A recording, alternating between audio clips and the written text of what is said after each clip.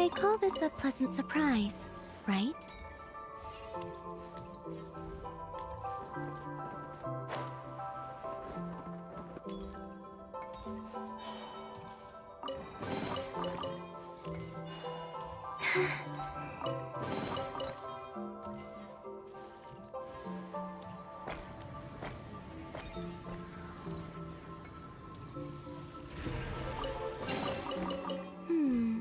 Did they run from home too?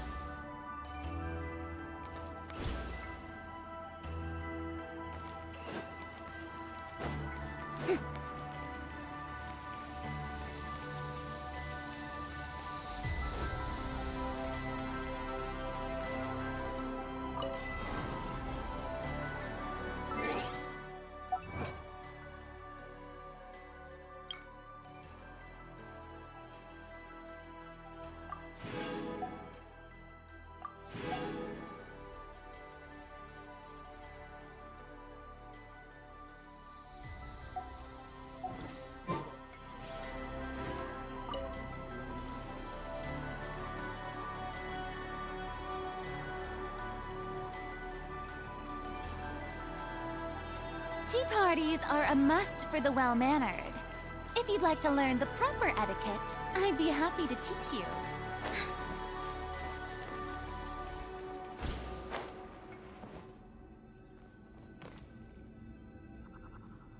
Yep.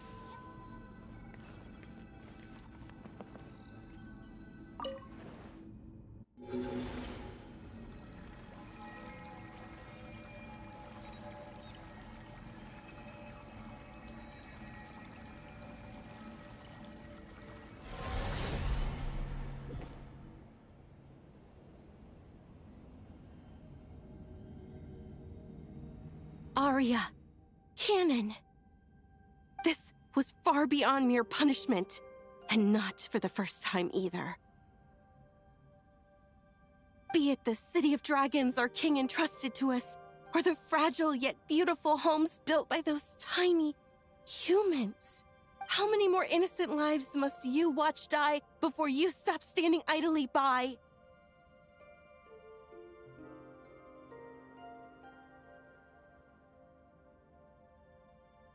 If our king were still here... He is not here, Sonnet. If that far from omnipotent ruler believes this pale, horrifying fate to be order, if this is the only way to save this doomed world from being devoured, then no matter how heavy the price demanded, and no matter how much sorrow that price brings me, it is far better than pitch black silence.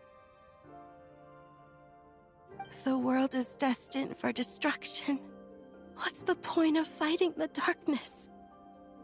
Sonnet? Nothing, Sister Aria. Forget I said anything at all. I just think we shouldn't stand by and watch as that tyrant slaughters the living beings who put their faith in us. Whether they be dragons or those tiny humans, shouldn't we save them? I can understand Sonnet's anger, Aria. To me, what that ruler did was far too cruel. Even if there's only the slightest chance, I want to do everything in my power to save those who can be saved. But what about those who can't be saved? Those for whom salvation does not come, whose lives were lost? Are their blood, tears, and wails of agony simply meant to vanish without a trace? No, that isn't how it should be.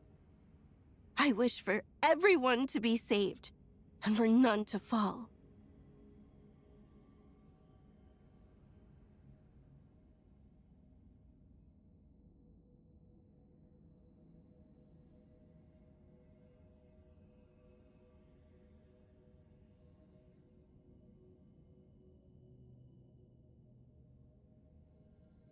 If it's order, who would perish alongside it? Sonnet, do not forget the reason for our birth. Our mission is solely to preserve this world until our king, who granted us life, returns from afar. We knew what this order would cost from the beginning, but we could not allow this world to march toward destruction.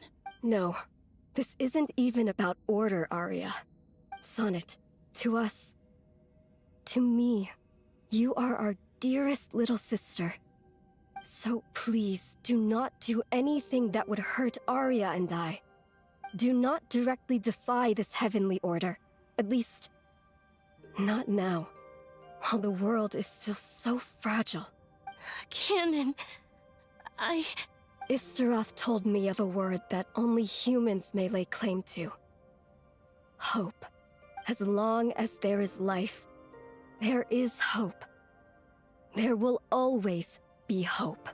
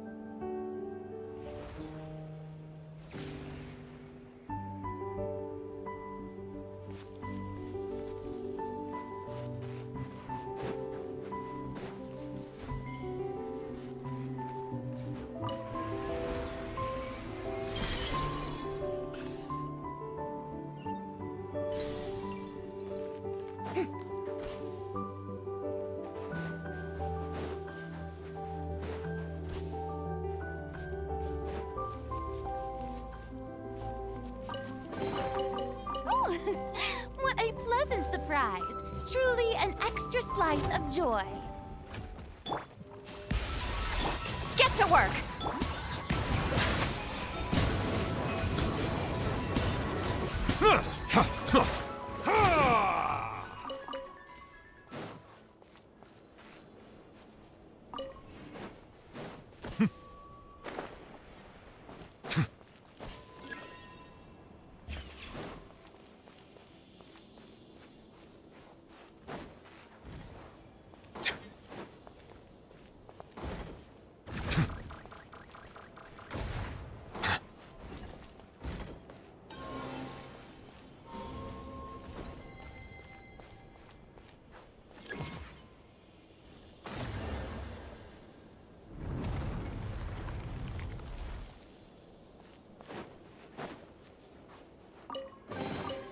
Let the record show that I verbally consent to relinquishing these items into your possession.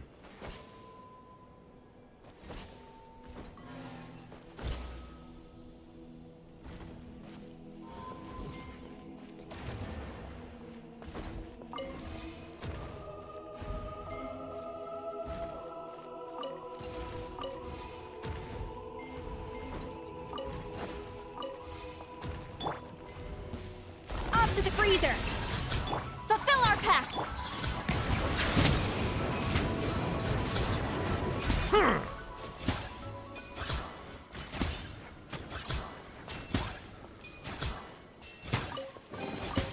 Let the record show that I verbally consent to relinquishing these items into your possession.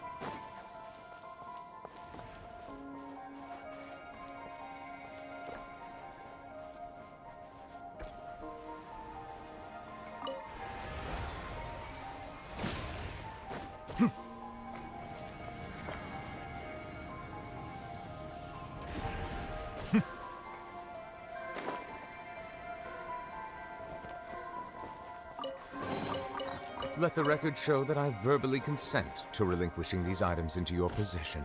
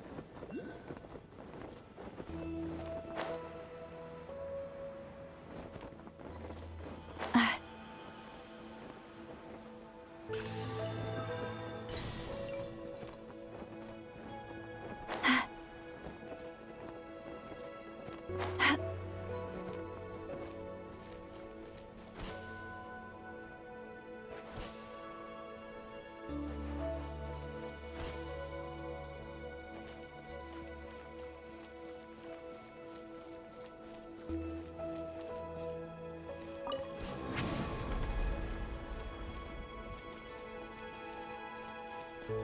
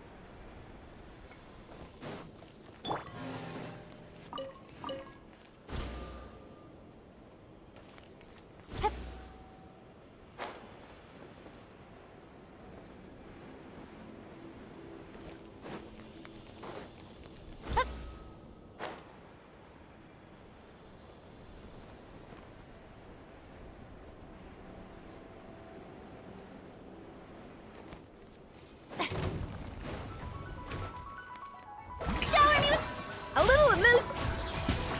Bow your head.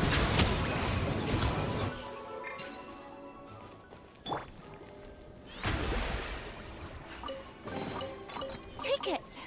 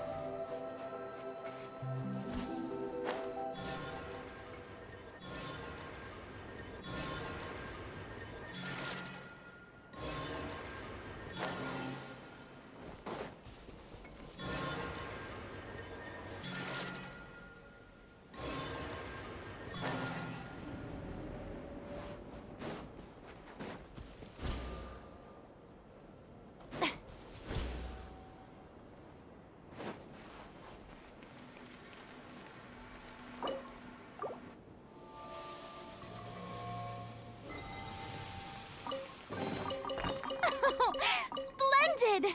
More interesting trinkets for me.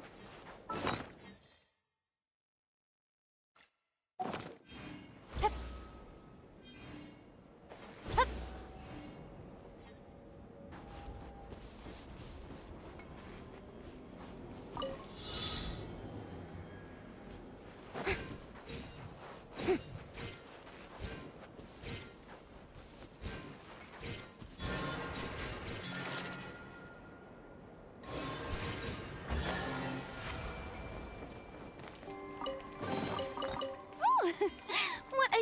pleasant surprise. Truly an extra slice of joy.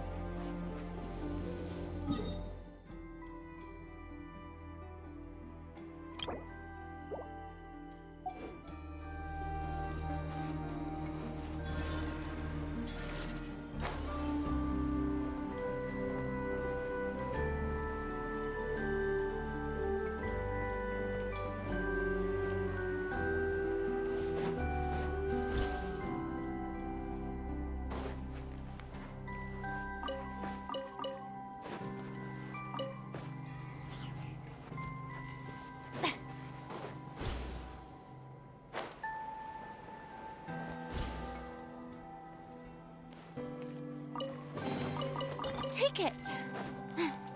Go on. You have my approval.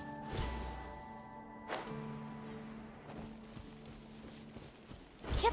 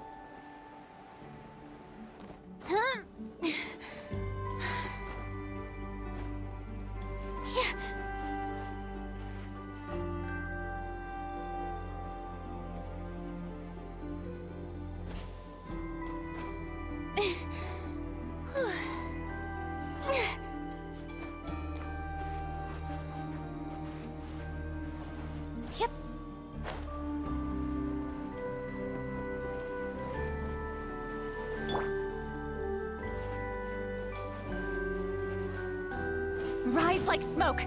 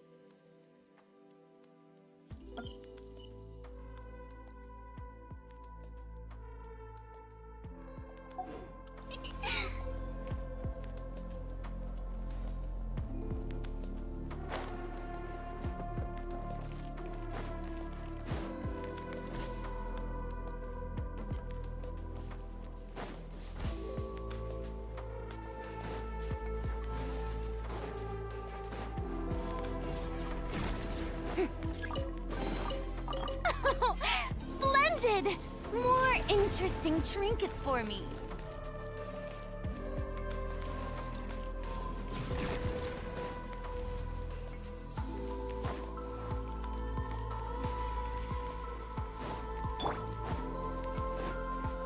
A dash of frost! Show no mercy! Silence!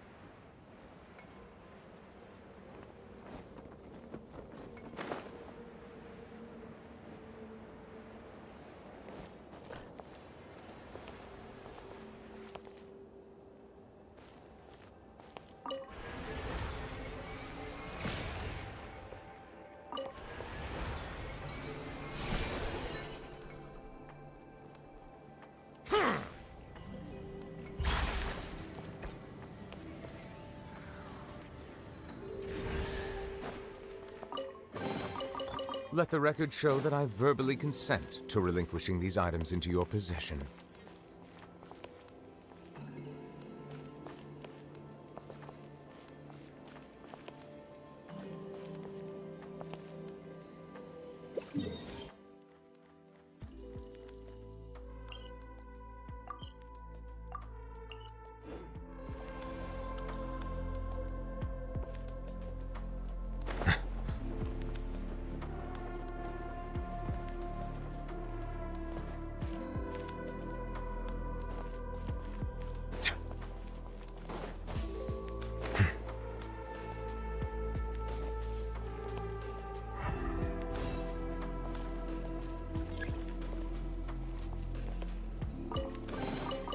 Abandoned property belongs to whoever finds it first. So, it's legally yours now.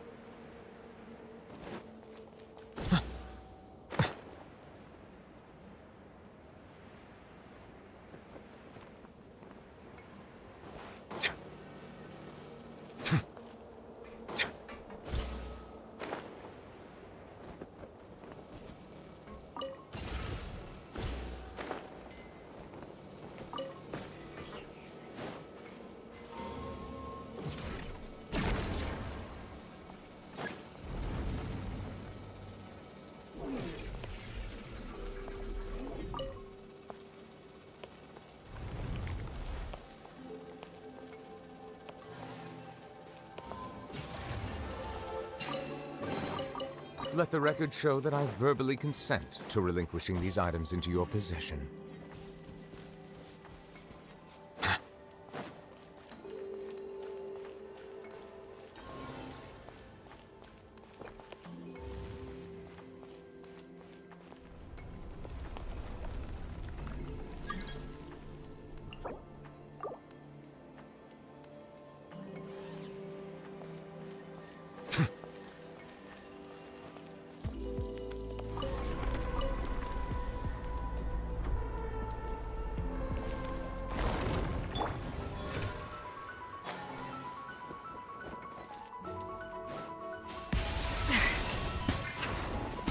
Fulfill our pact! Bow your head.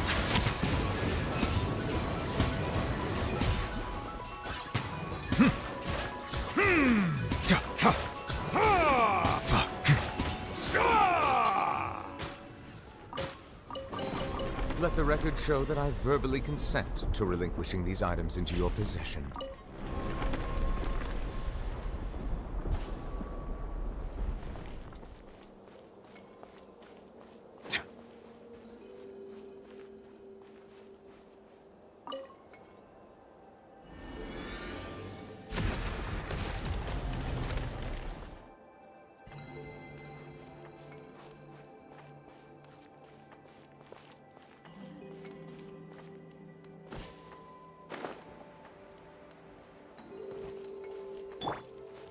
Return to the skies!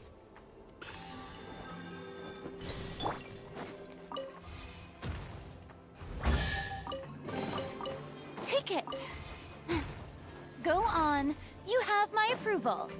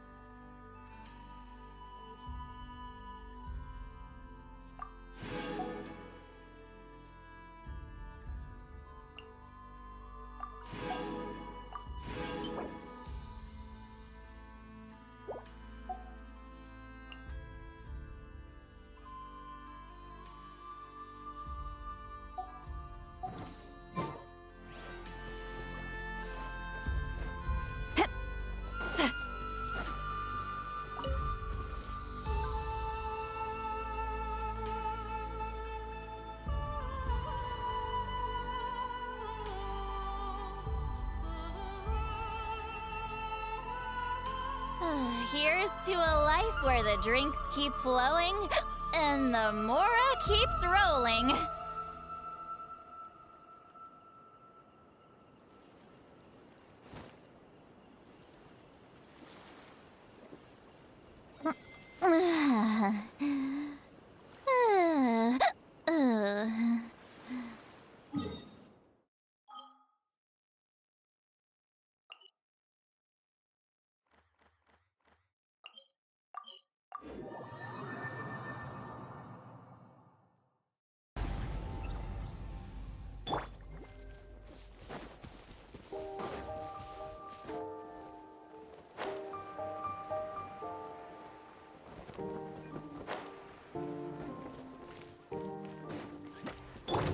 A little aloof, show no mercy.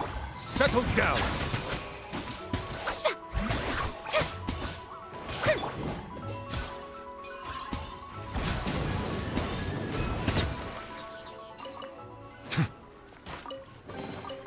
Is it what you wish to find? Hopefully the excitement of opening a treasure chest has...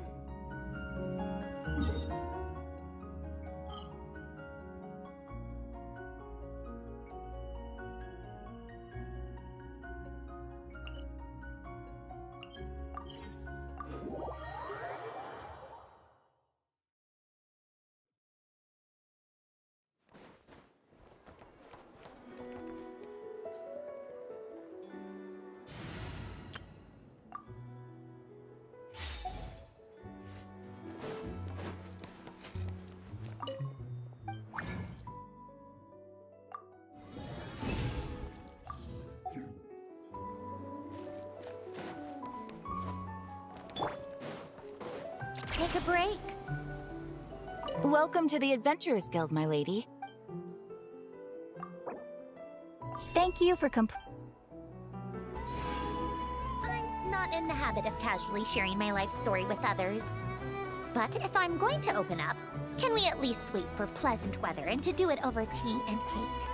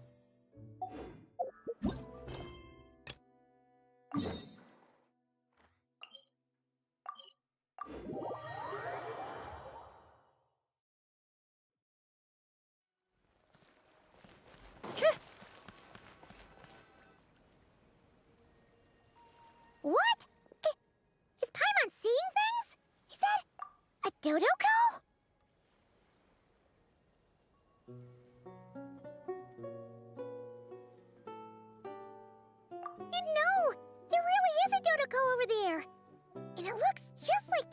It looks like Barbaloth!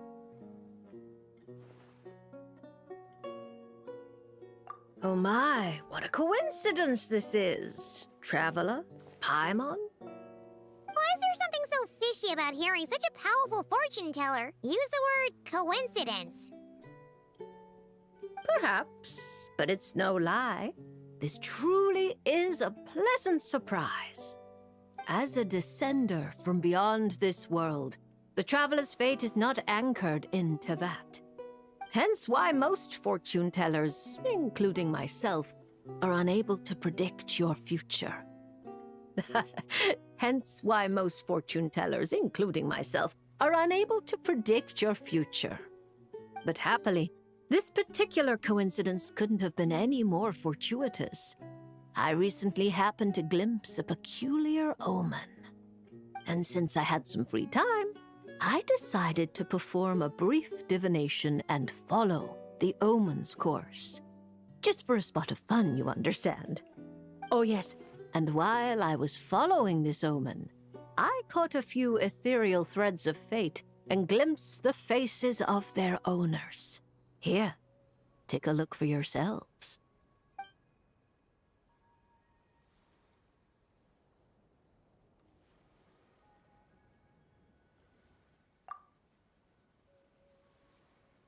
See? Didn't I tell you? Someone with so many friends was bound to recognize them all. Hi, you two. It's been a while, hasn't it? I thought I'd lend a hand with Barbie's divination. Indeed, if Alice hadn't insisted, I'd have treated these names as minor variables and discarded them from the divination. But then you would have missed out on this fun little excursion, wouldn't you? Besides, as mages, we couldn't possibly disappoint the little cuties involved in the prophecy now, could we? It's the dream of every child to receive wonderful gifts, go on grand undertakings, and watch mysterious prophecies unfold. Which is all to say, we simply had to see this one through. And there's no point arguing with Alice. Anyway, if I can gather these minor variables together, I should be able to adjust my divination. So here I am, seeking them out, and if possible, offering them a little fortune-telling.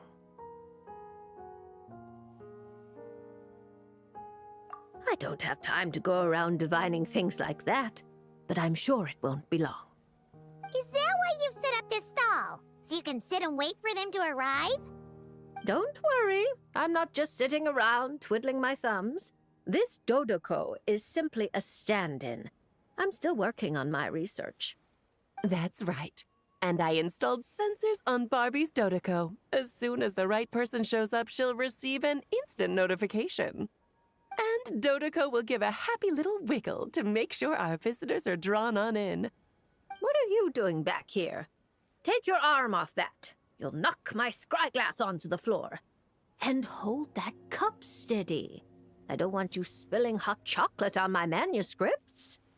All right, keep your hat on just 1 second. There you go, Barbie, this one's yours. I hardly put any sugar in it, I promise. When you say hardly any sugar, I can't help but feel like we're not speaking the same language. Back to business. After we followed up on Barbie's divination, I was hoping to gather everyone up, everyone involved, that is, and throw a huge party. I've even decided how we can send out the invitations. Don't worry, I've already picked out the most beautiful birds available. Picture it.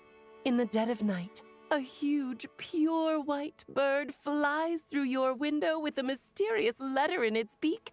Then you open it, and a whole new world appears before your eyes. Unfortunately, as I told Alice, doing that would only serve to disrupt the path of fate. Besides, dealing with such small prophecies is a real pain, so it's off the cards. Oh, fate is such a spoilsport. Nevertheless, we can still have a party. When the time is right, I'll invite everyone myself. And as I do hate waiting for parties, Traveler, Paimon, can I leave the job of bringing your friends here to this stall to you? Then we'd be the ones disrupting the path of fate, right? Seeing as the people in the prophecy already have ties to the traveler, in theory, their fates are already intertwined. If the traveler steps in to invite them and hurry things along, it shouldn't have too large an effect on the divination. Reliable as always. For the sake of the party, it's in your hands. I promise to save you the best seats, closest to the cake. Barbie, why are you tearing that paper apart? What are you doing? I'm using it to plug my ears. Between you and Nicole, if my head isn't hurting, then my ears are. Ugh, I miss Octavia.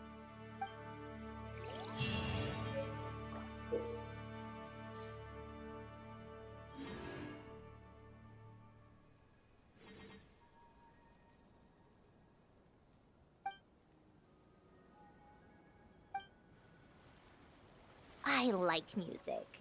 In fact, I've taught myself to play many different instruments. You don't believe me? Find me a piano, and I'll show you a thing or two.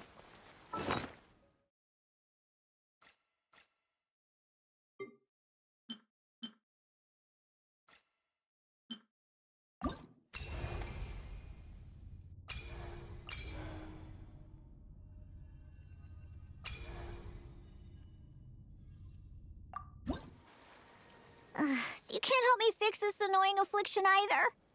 Precisely. It's already too deeply intertwined with your fate. Imagine your destiny is a tree. This affliction is like a new shoot growing from its branches. It's been helping you absorb sunlight and dew this whole time. It, long ago, began to shape your fate.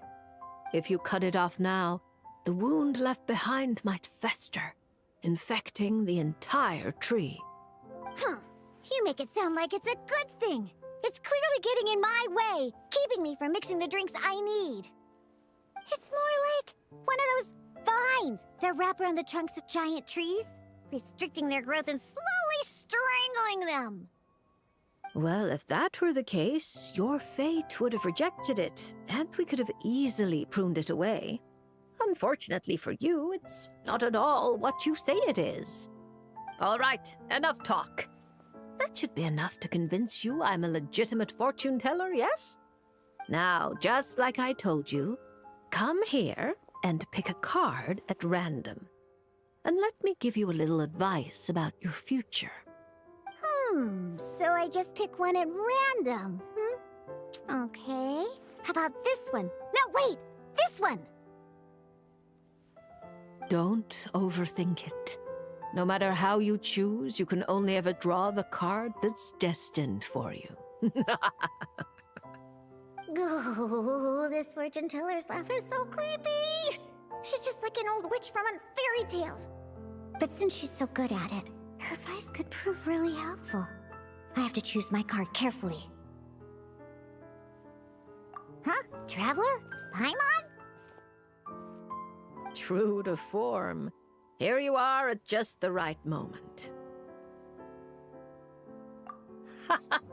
Well said. Compared to an intangible thing like fate, commissions have a far more intuitive effect on shaping our words and deeds. Now, seeing as you're here, perhaps you could have a word with this little one. She doesn't seem very trusting of an old witch like me. Well, it's not so easy to trust a weird-looking fortune teller who's set up stall in the middle of nowhere. Oh, the traveler seems to know this fortune teller pretty well. Great. I can finally have someone I trust. Traveler? Paimon? Come over here for a sec. I need to talk to you in private.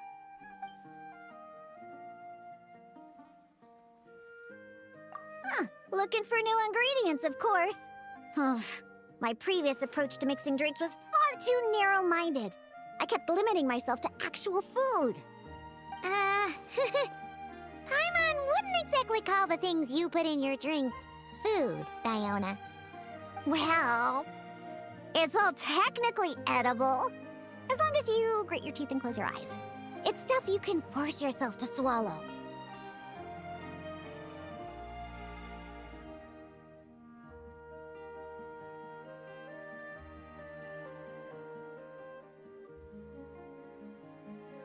Exactly!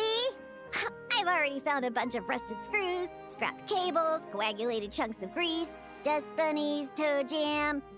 And it's all thanks to that guy from the Fontaine Research Institute who makes Fanta. He's been a real help. Well, I heard that really tasty fizzy drink stuff comes from the Fontaine Research Institute, so I headed over to take a look. When I got there, Mr. Henri let me try a few bottles of the new Fanta flavors. Completely on the house. Mr. Henri doesn't smell of alcohol at all. Nope. He just smells like Fanta. Sweet and tangy. One stiff and you can tell he's a reliable sort of grown-up. And he was the one who suggested I come to this stall. He said my affliction is probably beyond the Research Institute's ability to analyze. But he heard that this weird fortune teller who showed up recently near the court of Fontaine, apparently everyone who's been here says she's crazy accurate.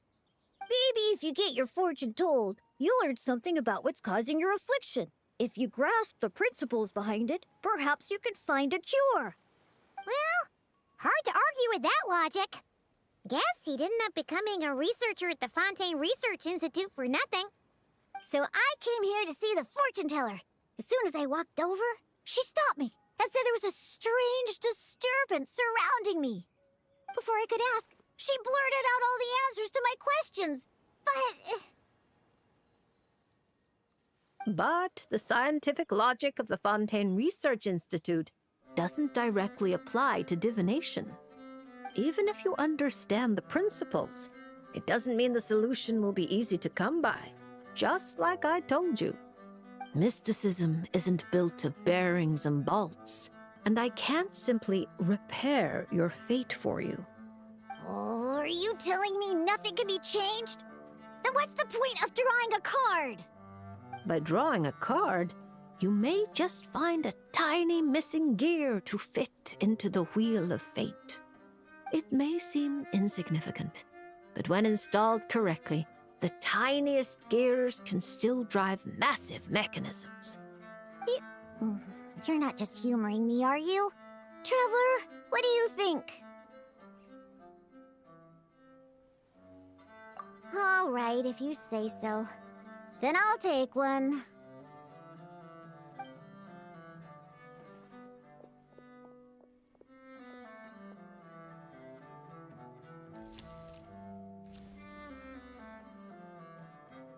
All right, here we go.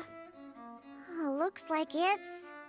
Oh my, how strange. To think the disturbance surrounding you has grown with such vigor. It's no longer a shoot, but a sturdy branch. How curious. Huh? What are you saying?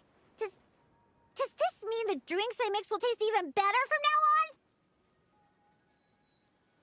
If we judge solely by your affliction, that would indeed be the case.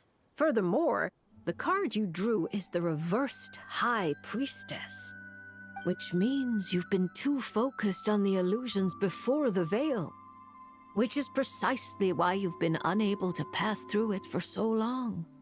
That doesn't sound like it has anything to do with mixing drinks. I thought this card would tell me what ingredients I need to use.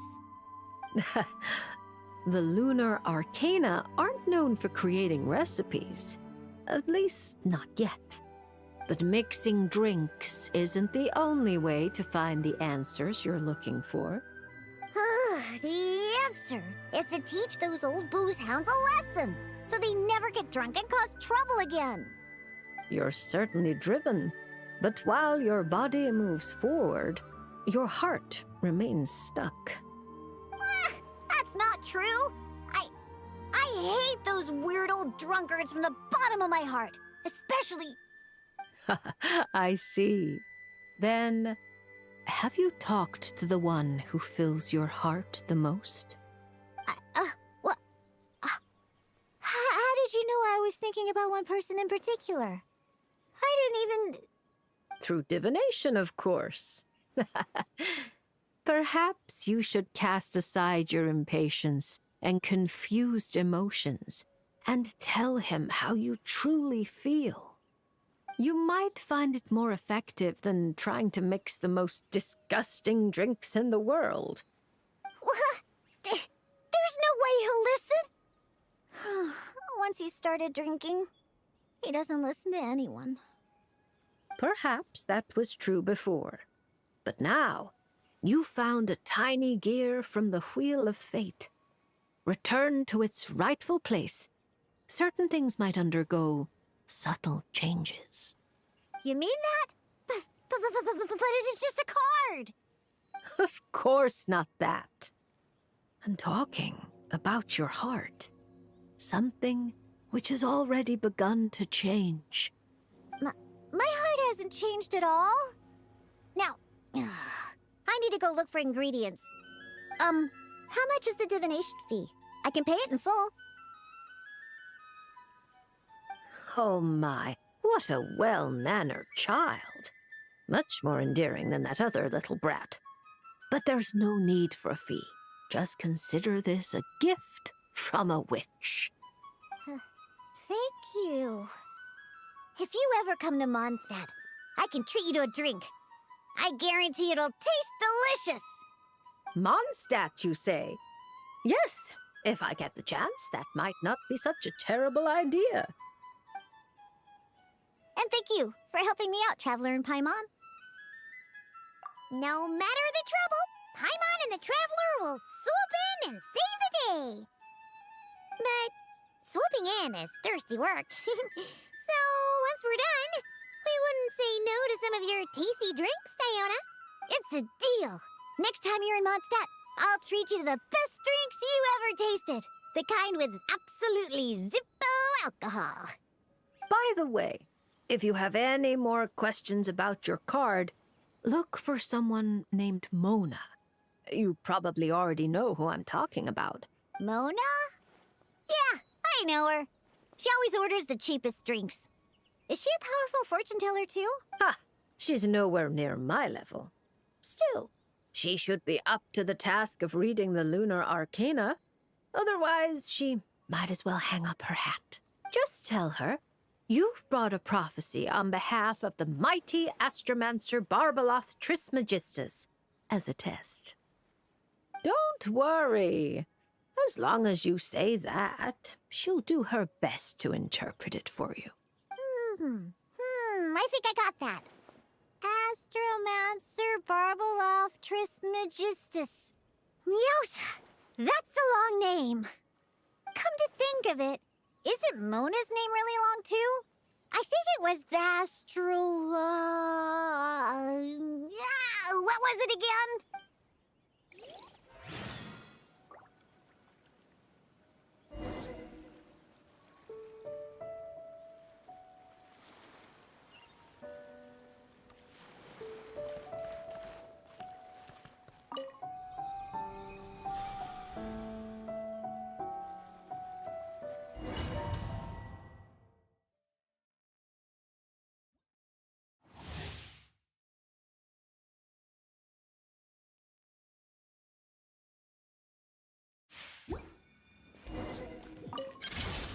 Pew pew! Diona Special! Keep back!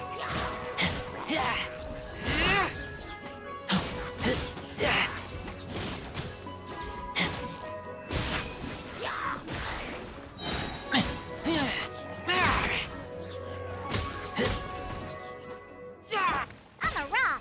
Can't handle your drink!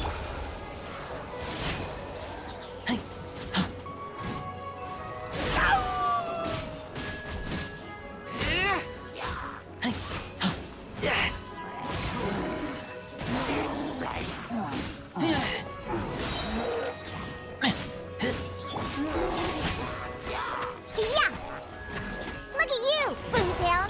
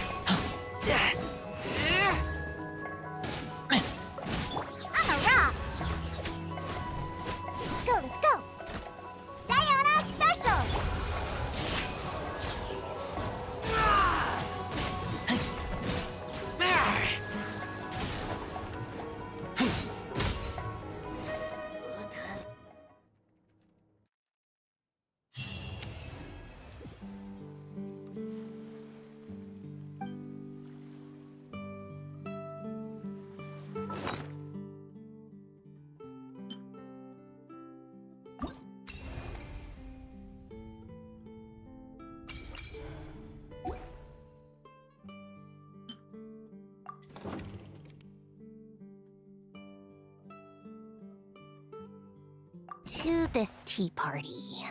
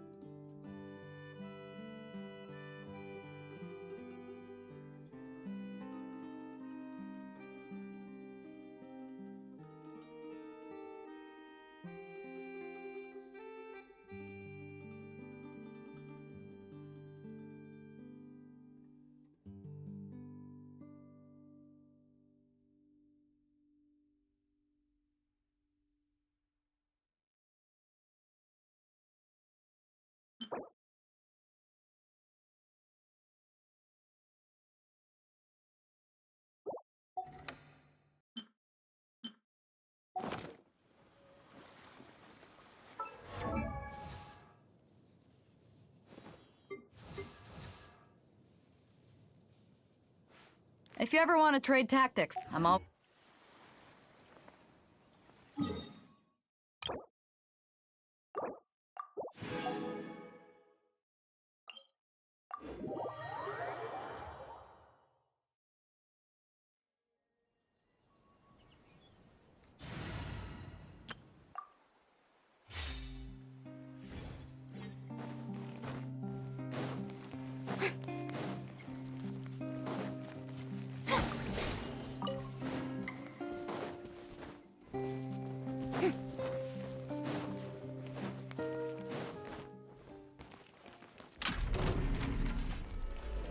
Strike a pop!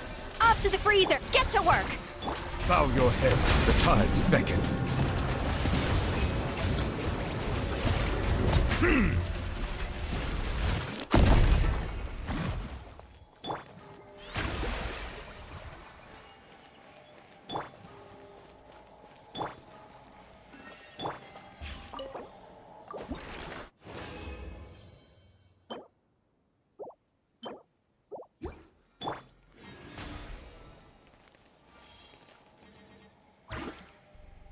Shower me with grit!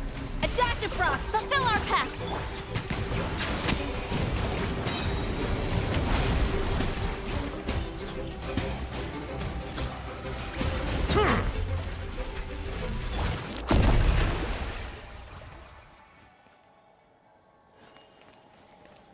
May I present?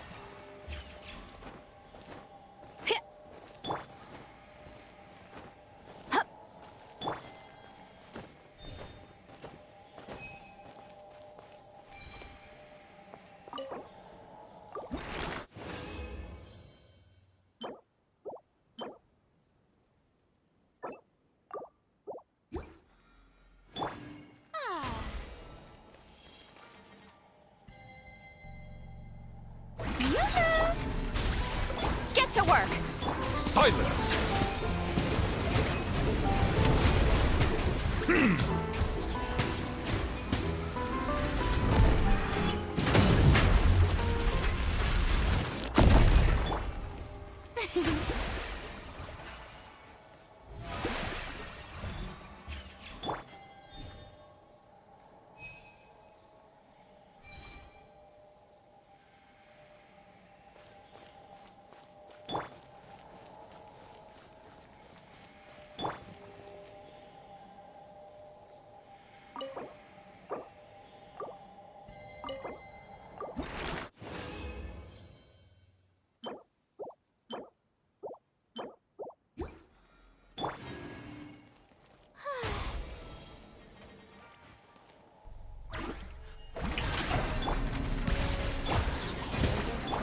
Settle down!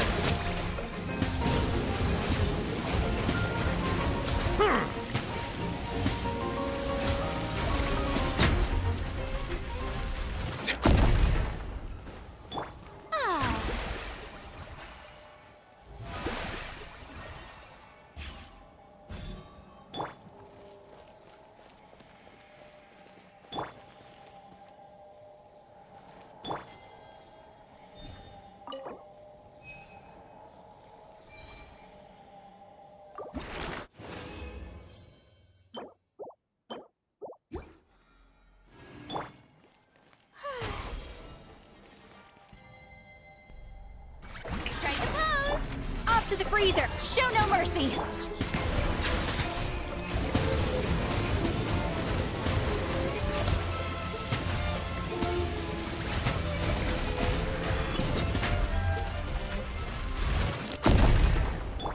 Ah. The show begins!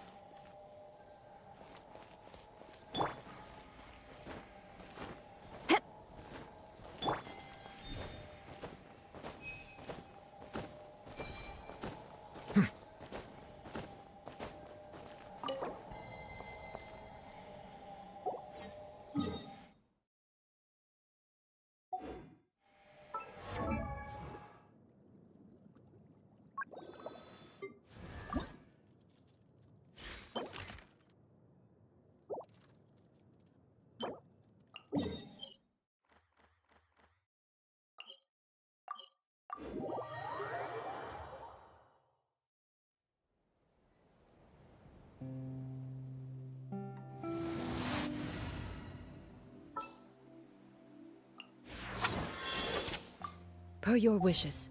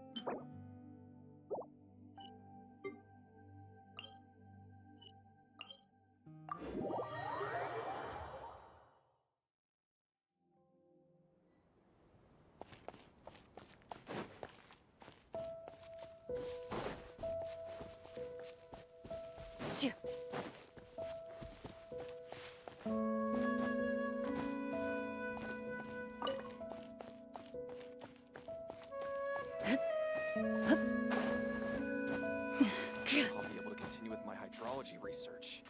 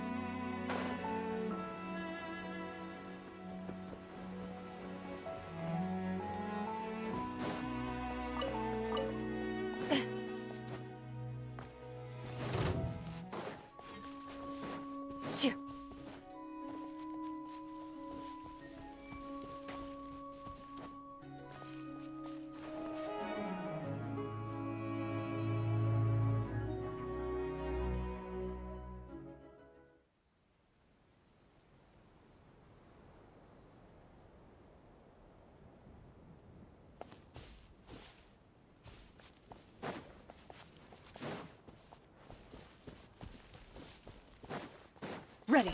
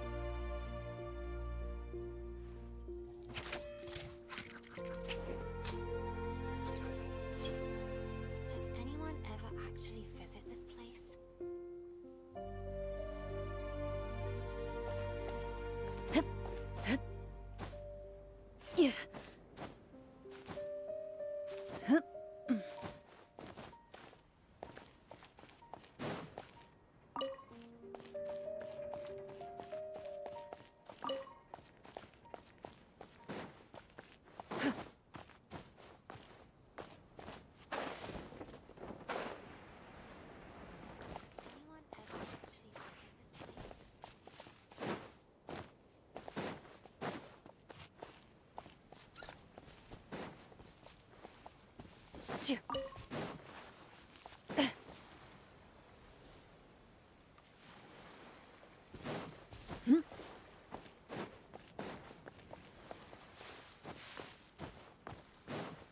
Shoo. Yeah.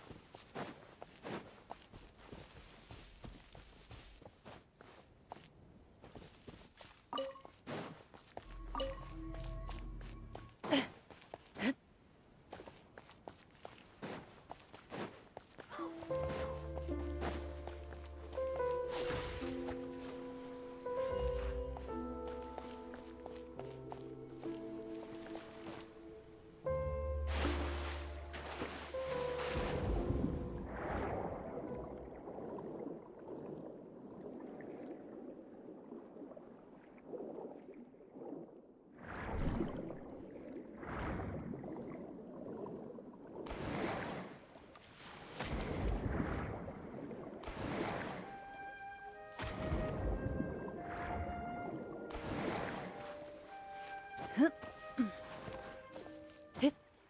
Shoo.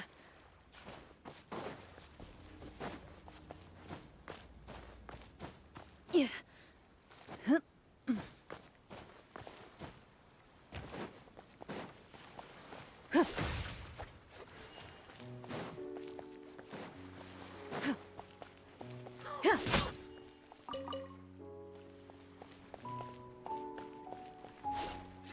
Shoo.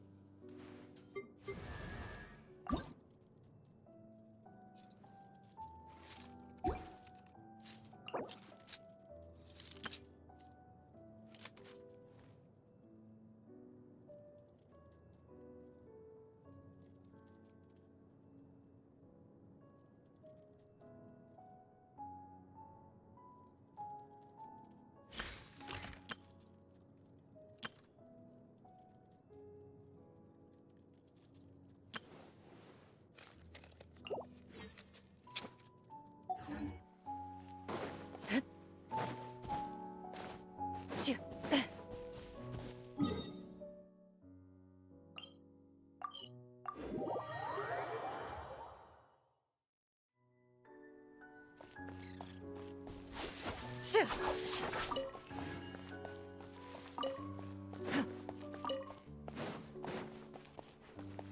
Kia. Kia.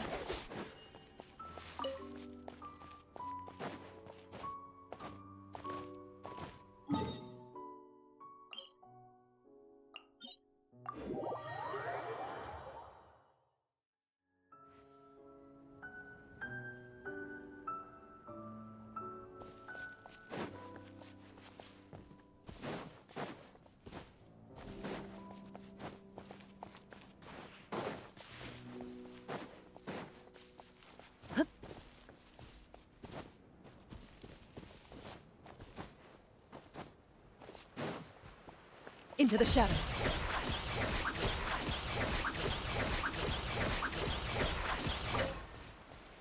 Shoo.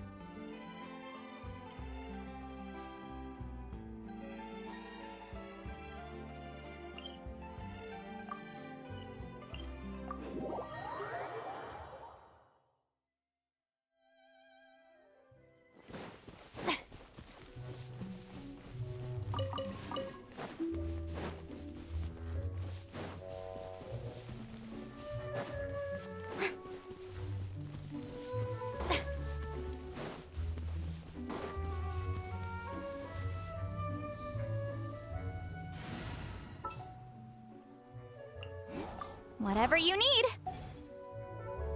A little amused to fulfill our pact. Bow your head.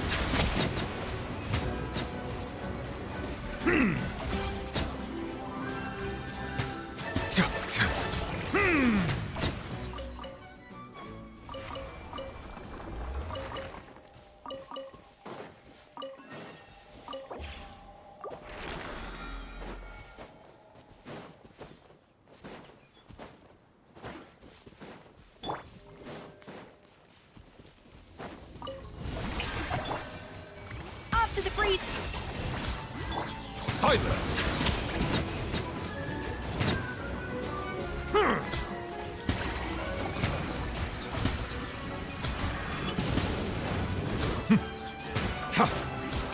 Bow your head.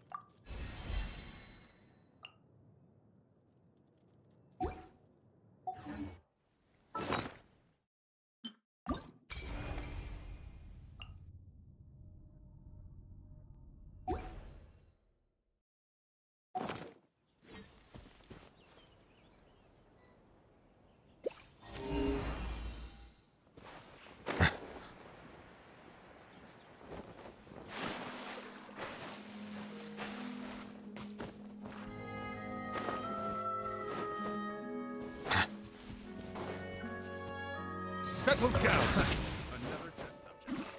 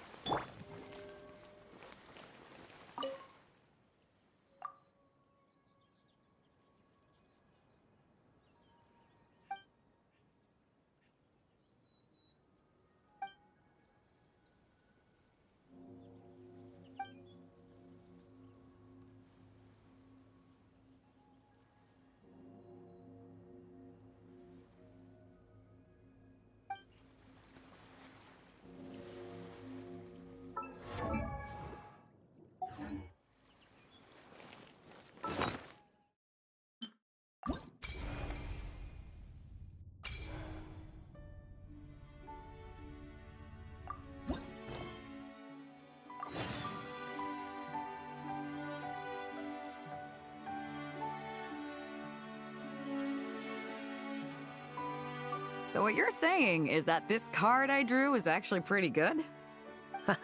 Fate is simply fate. It makes no distinction between bad and good. However, talking solely about the upright strength card you drew, one of its interpretations actually fits your profession well. This card symbolizes passion, courage, confidence, and desire, as well as perfect, unfaltering love. No matter what surprises fate throws your way, I believe you will take control and steer a steady course. Oh, don't flatter me. By our rules, a good fortune means paying extra for the reading. Here, I'll leave my coin pouch with you. If you have time, could you read the fortunes of my crew? Haha! That's the first time I've received a request like this. We've sailed this ship from one corner of Tevat to the other, braving the winds and waves. After so many years at sea, there isn't one among them who doesn't harbor troubles of their own. I may be their captain, but there are things even I can't help them with. So, running into a fortune teller like you, it made me think you might be able to help set their minds at ease. As for recompense, that won't be a problem. We've done good business on our way here and dragged in quite the haul. as intriguing an offer as that is, I'm afraid I'll have to pass. I fear there aren't enough cards in my deck for such a sizable crew. Ah, Traveler, Paimon. I haven't seen you in a long time. Are you here to have your fortunes read too? I'm here on business, of course. And to help a certain someone scout out new trade opportunities while I'm at it. Our esteemed Tianxuan, of course. Who knows what kind of scheme she's cooked up this time. A few days ago, completely out of the blue, she tells me there's good business to be had in Fontaine. Doesn't ask my opinion, just whips out a detailed itinerary and tells me to follow the trade route it outlines. Turns out, she'd already sent people to scout ahead. I haven't had any urgent business lately, so I went along with the whole thing.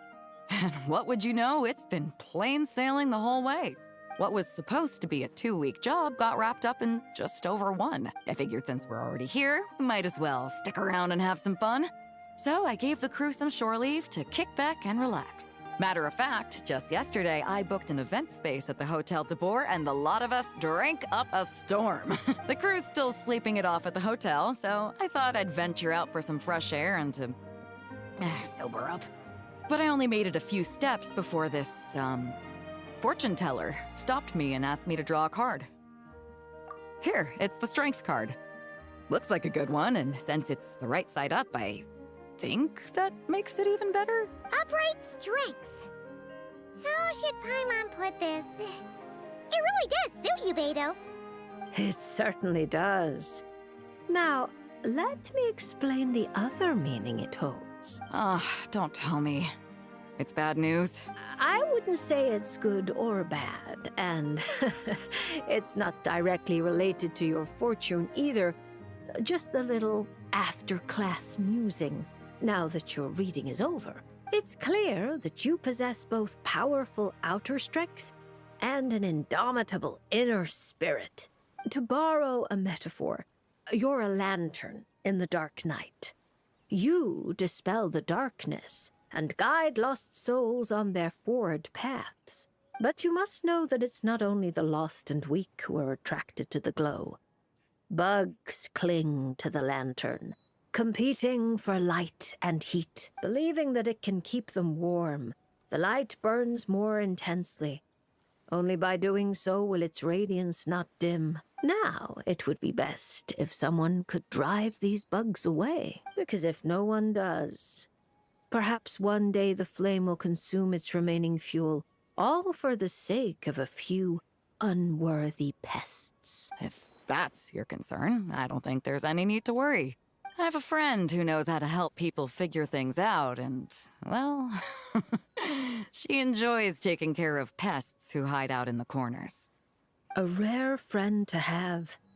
Judging by your tone, you must really trust her. She doesn't sound like someone who would easily lose her way.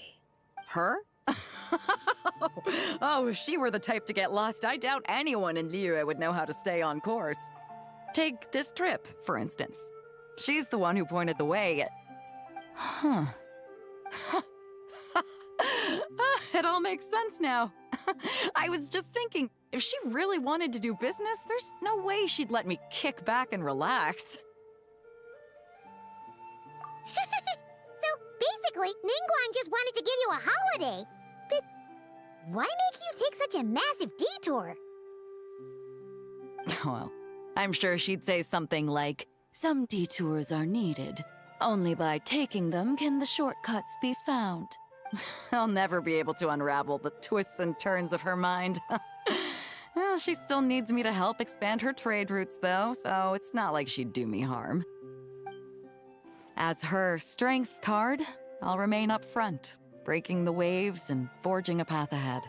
Whoa! Oh, look at the time. I'd better head back and check on my crew. See if I can't sober them up a little, get them shipshape and ready to sail. Traveler, Paimon, Lady Fortune Teller, I hope to see you around. This card is a rare treasure. Can I keep it? Oh, probably not, right? I'll just take one last look. A light that guides the lost, and those who come for more than its glow. Interesting. If I have the time, I should pay another visit to Liyue.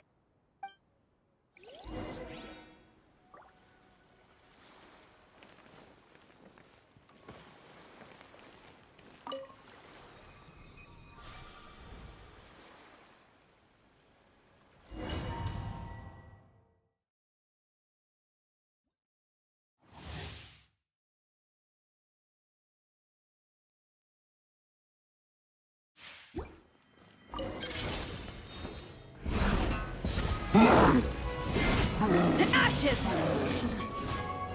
One with my blade. Spirit blade. Attack!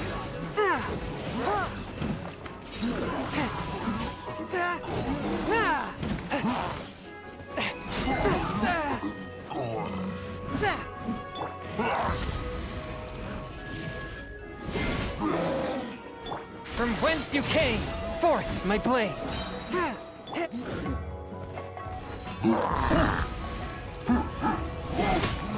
Power that ended Haishan!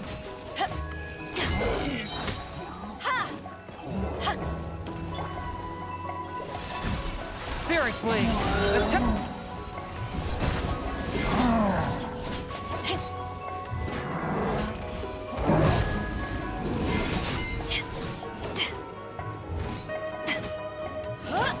Swift and merciful, from whence you came. Eyes on me!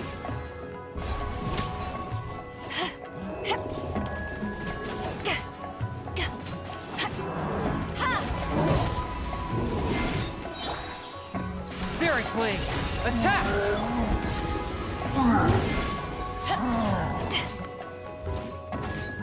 To ashes!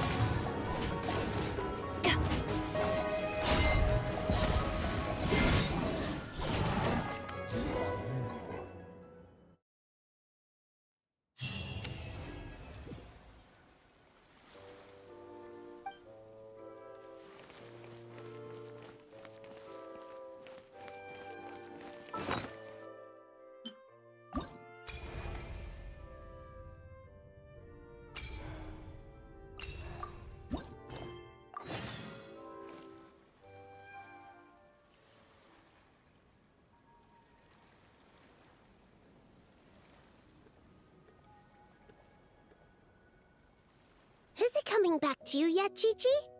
Oh, I'm sorry. There's no need to apologize. We still have a long way before we get to the Palais Mermonia. Let's keep walking for now. I'm sure you'll remember where your home is soon. Look, it's Chi-Chi! And she's with the Melusine! Huh. That's a combo Paimon wasn't expecting to see. Traveler and Paimon. You know Chi-Chi? Fantastic news! I ran into her while investigating near Lumadus Harbor. Judging by her size, I figured she was a human child. She is a child, right? I am...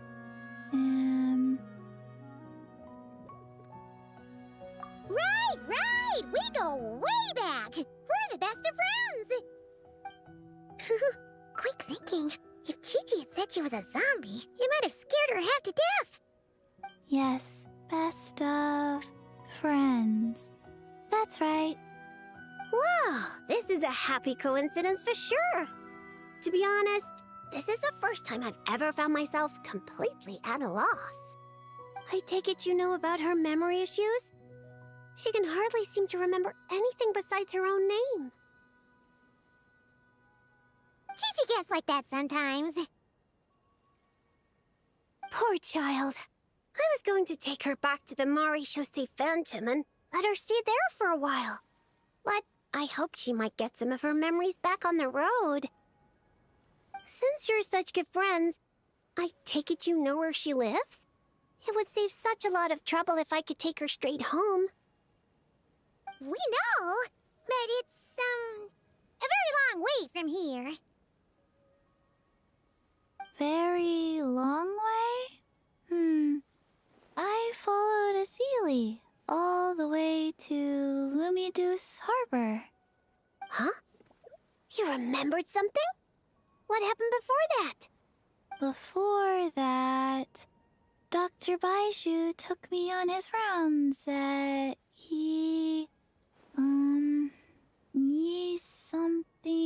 something. I went to gather herbs and then... Oh! Baiju took you to Yilong Wharf, right? Detective Paimon thinks she knows what happened. Baiju took Chi-Chi to visit patients at Yilong Wharf. She got lost while gathering herbs, saw a Sealy, and followed it all the way to Lumidu's Harbor.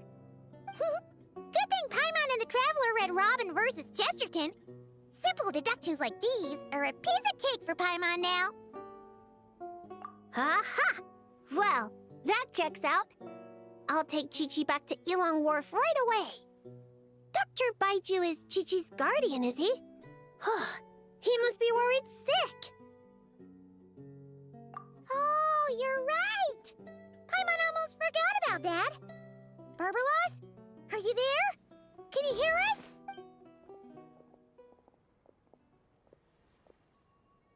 No need to shout. I've been here all along. I simply didn't want to interrupt your conversation. Listening is the default state of any good fortune teller. This Seely's so-called guidance could also be considered the guidance of fate. Since you're here, Chi-Chi, why not let me read your fortune? Fortune? Oh dear, Barbie, allow me to interject. You're really not suited to talking to children, you know. You're scaring the poor girl.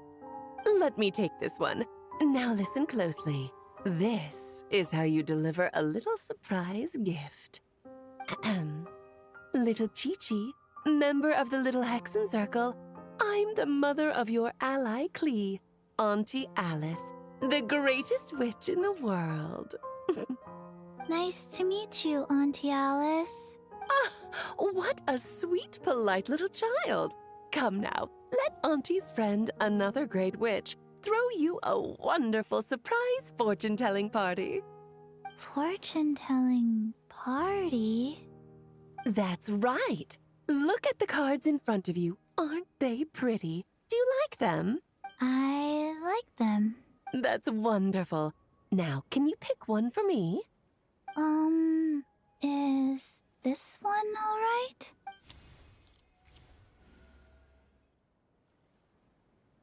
Of course. And because you were so wonderfully well behaved, that card is yours to keep. Thank you. All right, Barbie, break time's over. Come help little Chi-Chi with her reading. Oh, you don't need to shake me awake. I've been listening the whole time. Upright hanged man. Very few people draw this card. That means you're very special, Chi-Chi. It symbolizes transcendence and waiting, and also detachment from the everyday world. There are shackles that bind you, but you yourself have no desire to break free from them. Shackles? Do you mean my orders? At least on the surface, you wouldn't be wrong to understand things in such a way. As for your future, all you need to do is wait. Of course, it's not like you lack for time, but... Oh my, how strange, how very strange. Hold up a second, you're saying too much at once. Give the poor child a moment to breathe. Let Chi-Chi savor her little gift first. You really do need to show a little more patience with children. What do you think, Chi-Chi? Do you like your surprise? This card is pretty. Thank you, Auntie Alice. Oh, good girl. You did such a good job remembering Auntie's name. Oh, Auntie would love to chat with you some more, but it's time for you to go home. If Auntie Barbie has more to say, then next time the Hexen Circle meets, she can make a prophecy for every little witch who attends. Wouldn't that be lovely? Could you not add to my workload without asking me first? Then it's settled. See you next time, Chi-Chi, and all of you witnesses. Bye-bye, Auntie Alice and Auntie Alice's best of friends. Phew! Is that all over now? Did those two voices just come from this doll? What kind of toy is this? It's so cute! Where can I... Oh, no, that's not important right now. Chi-Chi, let's go find that Dr. Baiju of yours. It's time. Chi-Chi should go home. See you next time, Traveler and Paimon. Card. Gift. Pretty.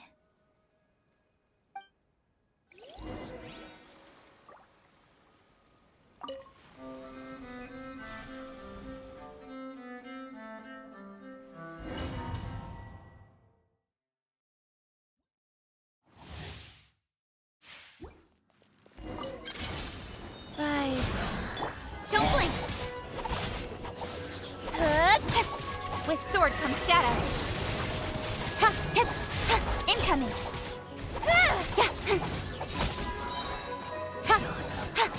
Go. Opening box of Adepti-Trix. Speed of light! Cut to the chase!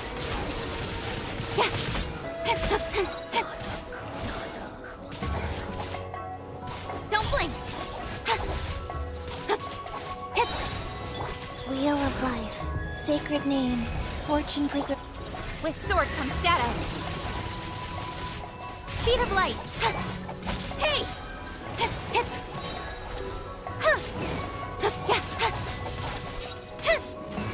Rise.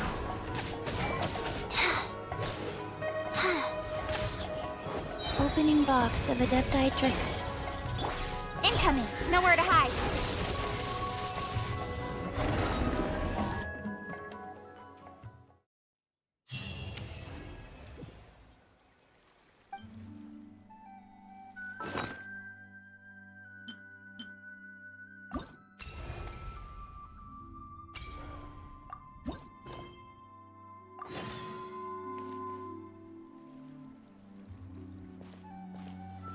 Huh?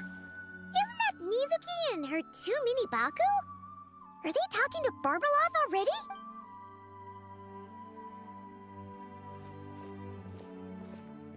Traveler and Paimon? Lady Barbeloth was just talking about you. I was wondering if we might cross paths. It seems like fate has already arranged our meeting place. I suppose you could say that. If the prep work for this educational film about psychology I'm doing goes smoothly, I should indeed have time for some leisure. Though until then, I still need to focus on my work. Whoa! Films can do that? That's amazing! It's a new idea I came up with. Back when I was promoting Isa Bathhouse, I took inspiration from Fontanian cinema and recorded a few variety show episodes. People seemed to love it. Not only did they watch every episode, they even remembered all the psychological concepts we showcased. So I thought, why not make a few films about mental disorders as a fun and educational way to explain basic psychological concepts? If I can raise everyone's basic awareness, perhaps people can develop a more objective understanding of what mental disorders are. Perhaps I can stop people from blindly dismissing these conditions as made-up nonsense, or treating them like some terrifying boogeyman. And maybe my future therapy sessions will go a little more smoothly. That's right. After all, illnesses of the mind are invisible and hard to pin down. Trying to get a hold on them, or even just detecting their existence, is sometimes far from easy. But even I don't know how to pin them down to fit neatly into a script. I'm a bit embarrassed to admit it, but even though I've written quite a few papers about mental health, I'm completely stuck when it comes to writing a film script. Sometimes I stay cooped up in my room all day, endlessly going over a few lines of dialogue or a few seconds of plot. Even then, I might come away with nothing to show at the end of it. Maybe you're just missing a little spark of inspiration. When Paimon and the Traveler get stuck on one thing, we do something else, and then, ding! The answer just pops into our heads. It seems like great minds think alike, Paimon. That's why I came here. To experience a form of divination quite unlike the fortune slips I'm used to. I'm hoping this mage's lunar arcana can bring me some fresh inspiration. Inspiration. Anya once said that she wanted to write a fairy tale for every card in the lunar arcana. But there were so many stories she wanted to write, and so little time. Since you're looking for inspiration, go ahead and draw a card, Miss Yokai. I hope that mage's unfinished fairy tale can lead you to the inspiration for your own story. All right, Lady Barbalath. But most of what I know about divination relates to the Grand Narukami Shrine. Fortune-telling with cards is a first for me. If I do anything that breaks the proper ritual etiquette, please set me straight.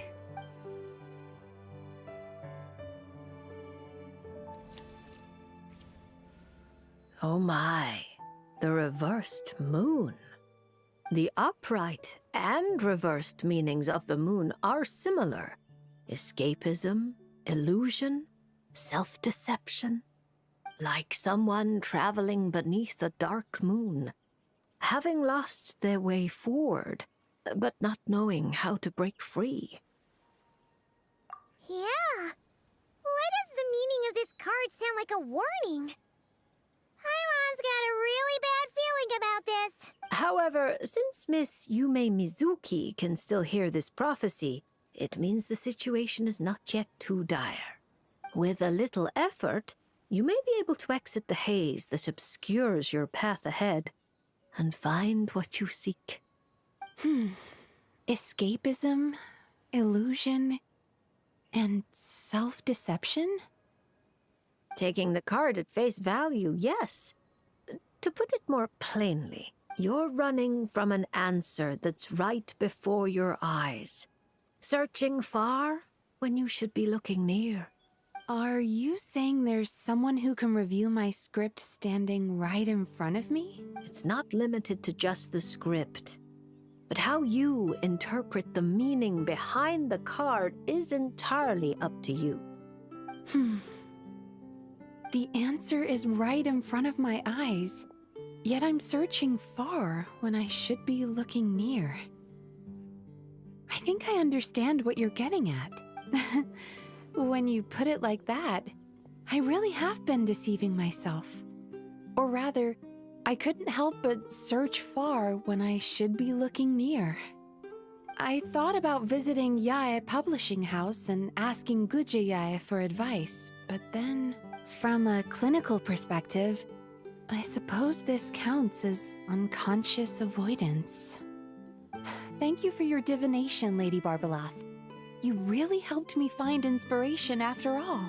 There's no need to thank me. I did nothing. You untangled the threads of fate yourself.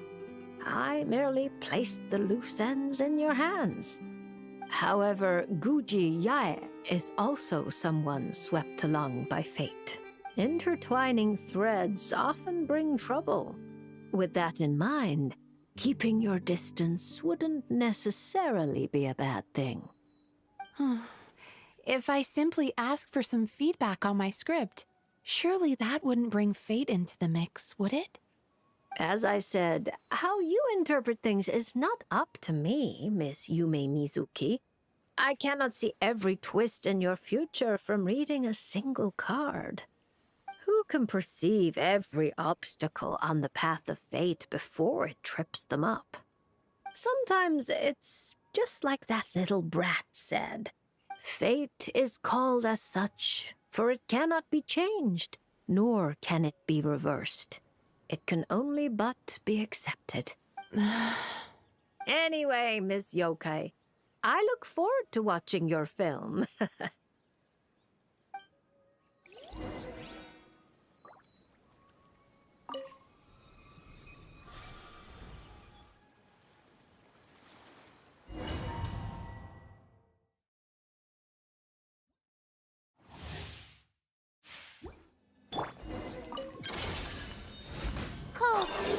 myth. Turn that frown upside down.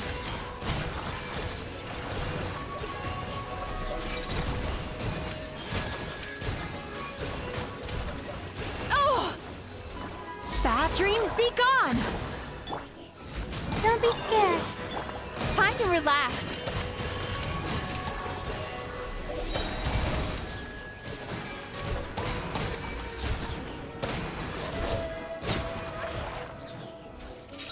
Not now. Stars, shine from... Turn that frown upside down. Yachan, Taechan, let's go! Let's get down to business. To the very lucky day. The night is cold. Don't be scared. Time to Finally,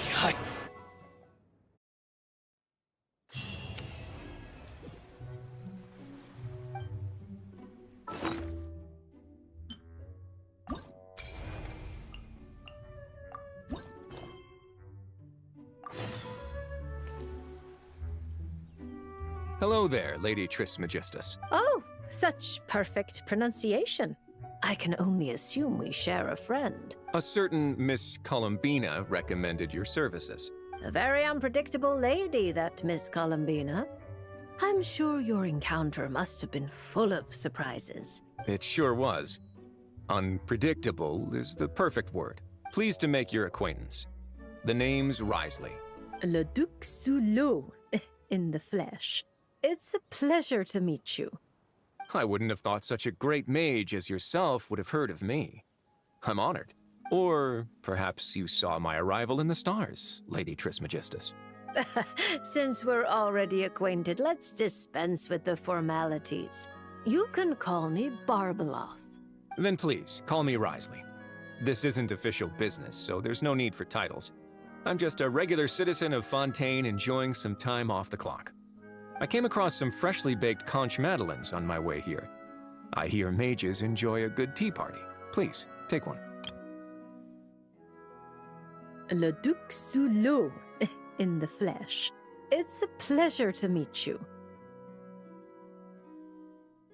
Le Duc Sulot, in the flesh. It's a pleasure to meet you. Oh my, this is a very popular dessert at our parties. I've been here for quite some time now, and read the fortunes of a fair few people, but this is the first time anyone's come bearing gifts. Thank you, Mr. Wriothesley. I'll make sure to share it with Alice and the others. Is that my ears I feel tingling? Barbie, you simply have to save some for me. Don't let Nicole scarf the lot down before I get there. It's not like she hasn't done it before. Yes. I'll make sure she leaves some for you. Honestly, you could have timed this better. Here I am, hoping to maintain the Hexenzirkel's dignity in front of our new friend. It's quite all right. Where's the harm? Powerful people don't have to be serious all the time. Everyone's entitled to a little personality. Exactly. As a matter of fact, optimism and cheerfulness are core entry requirements of the Hexenzirkel. This is the first I've heard of it. It's a new rule I just came up with. The Hexenzirkel is supposed to bring joy to the world. It's only natural that we are cheerful and optimistic. Speaking only for myself, I support everyone enjoying life however they please. Provided no laws are broken, of course. That's a provision you might struggle to get Alice to stick to. Oh my. Well, this is a concern. You two do realize I'm still here, right? Besides, I'm not going to do anything criminal in front of the administrator of the Fortress of Meripede. And even if I was, I imagine your rooms are more spacious than the Knights of Favonius' solitary confinement room. Isn't that right, Mr. Wriothesley? As though a mere solitary confinement room could hold a legendary mage such as yourself. I'm sure Lady Alice has willingly accepted her punishment, no doubt due to her humility and unimpeachable trustworthiness. Exactly. You couldn't be more right. Please stop, Mr. Wriothesley. You really shouldn't encourage her. Once she's in a good mood, there's no telling what Alice might do. That's right. The Traveler's the honorary knight of the Knights of Favonius, you know. No talking bad about the the solitary confinement room behind his back. Does that mean it's up to the honorary knight to chase down escaped mages? That would make for a wonderful show. Please be sure to invite me. You just love watching the drama unfold. Still, Paimon didn't expect you to come here by yourself, Wriothesley. That saves us a trip underwater to fetch you. Ah, speaking of which, it's about time we got down to business. Mr. Wriothesley, whether out of respect for Miss Columbina or as thanks for your confectionery, please draw a lunar arcanum. Perhaps a gift from fate lies hidden within. Does that count as a prophecy? You could say that. Then no Fontanian would fail to take it seriously.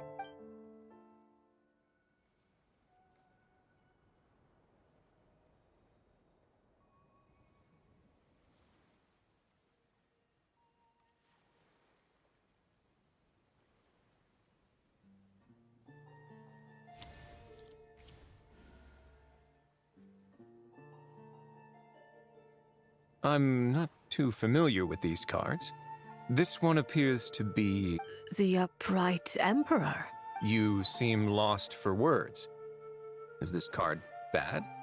There's no need to worry. I can handle whatever you tell me. Quite the opposite. This card signifies eternal dominion and unshakable authority. If this represents your future, then you have already reached your destination. But your fate keeps rolling forward, forever changing, which can only mean... Perhaps it's not the person who changes, but their environment? Mm-hmm. At least for now, such a tendency does seem to exist. Then I guess I can be a bit more confident in my intuition from now on. I previously visited Nodcry on official business and gained quite a bit of insight. Since then, I can't help but keep an eye on the local news. Then one night, as I was gazing at an unusually bright moon, I found myself thinking that the world is changing. The world is constantly changing. But with the introduction of such huge variables, we must all be prepared to face the unknown. That said, judging by the card you picked, you shouldn't have much to worry about.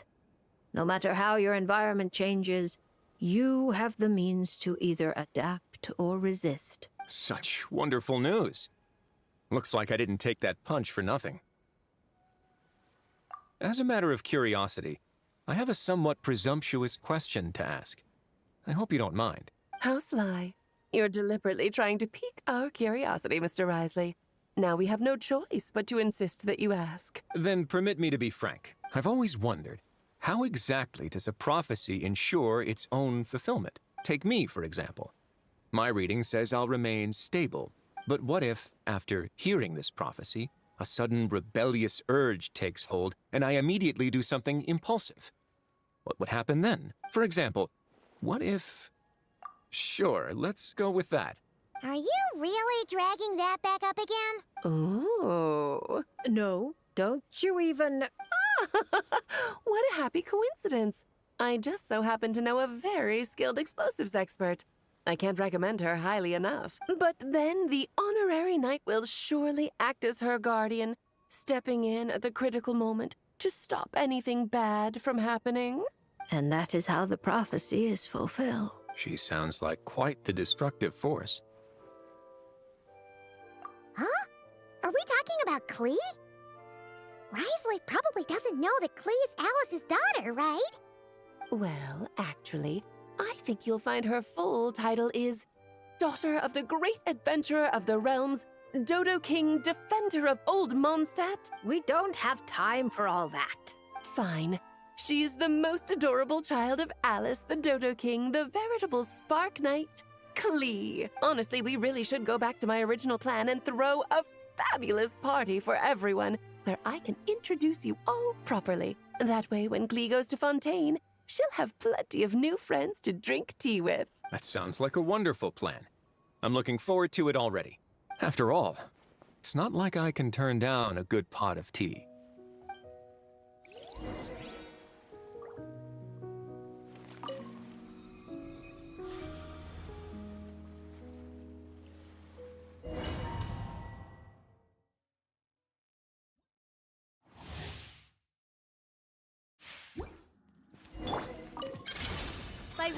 creep!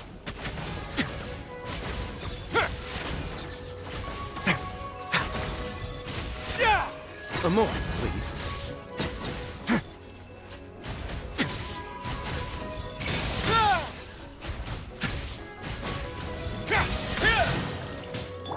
As you wish, mein Fräulein. Have a safe trip. Let's begin.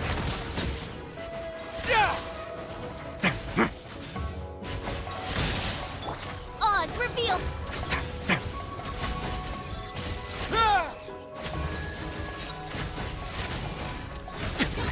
Get a little chilly.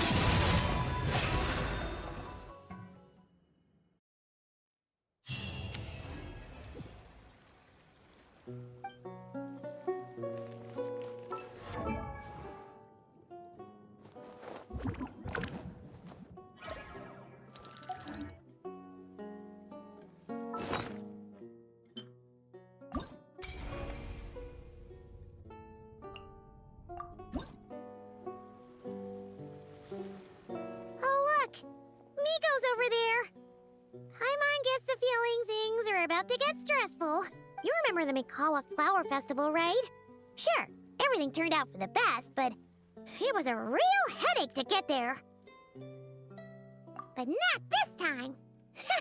We're not the ones doing labor, so we definitely— Well, well, traveler, Paimon. To think we'd run into each other all the way out here in Fontaine. So, what are you— Oh! Miko! Did you hear that just now? No, I didn't hear a thing. But judging by your expression, I doubt it was anything flattering? No, it's not like that. We're really happy to see you, Miko. What brings you to Fontaine, anyway? Why else would a poor, overworked editor-in-chief like me be here? I'm toiling away on Yai Publishing House business, of course. I had just bought a box of new books and was planning to take them back for my editors to study, when who should I see but an old friend of mine lingering at this fortune-telling booth for the longest time. Back home, she rarely visits the shrine to draw fortune slips, so her sudden interest in fortune-telling was quite the surprise. So I came to get a reading, if only to satisfy my curiosity. Huh? You're finished already? Why didn't you say so sooner? My, taking such an interest in my future, are we? If you want to know, I might be persuaded to let you see. However, you'll have to pay a price. Let me think. How about you sign on with Yai Publishing House? You can compile your adventures into a thrilling novel. Following the latest naming trends, we could call it I Picked Up Emergency Food at the Start, and Now I'm Invincible. Oh, we're going to sell so many copies. Who cares? As long as it's entertaining, you can make it as long as you want. I once published a light novel called The Horizon Beyond the Paradox. That book was as thick as a dictionary and spanned 8 volumes. Then there were 3 companion guides and 6 spin-offs. Stack them all up and they'd reach the ceiling. If you manage to churn out that much, then I, editor-in-chief, will edit it all personally. What do you say? Interesting. So, you don't want to see which card I drew, then? Yes! It turns out we're not that... Oh well, here it is. According to Lady Barbeloth, it's reversed justice.